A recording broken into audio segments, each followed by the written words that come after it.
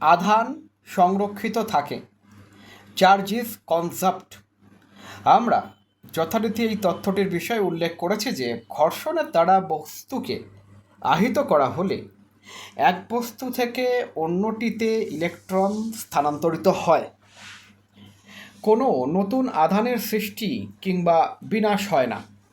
তড়িৎ আধানযুক্ত কণার একটি চিত্র আধান সংরক্ষণের ধারণাটিকে বুঝতে আমাদের সক্ষম করে।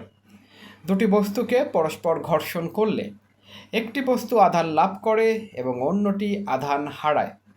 অনেকগুলো আহিত বস্তুর সমন্বয়ে গঠিত একটি বিচ্ছিন্ন সংস্থার ভেতর উপস্থিত বস্তুসমূহের পারস্পরিক ক্রিয়ায় আহিত বস্তুর আধানগুলো পুনঃবণ্টিত হতে পারে, কিন্তু এটি দেখা যায় যে বিচ্ছিন্ন সংস্থাটির মোট আধান সংরক্ষিত থাকে।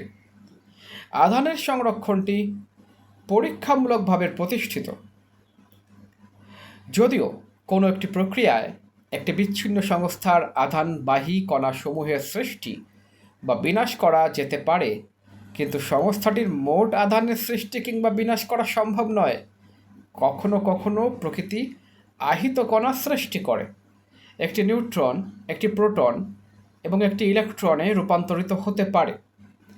এইভাবে উৎপন্ন প্রোটন এবং ইলেকট্রনের সমান ও বিপরীত আধান থাকে এবং এদের সৃষ্টির আগে এবং পরে মোট আধান শূন্য হয়।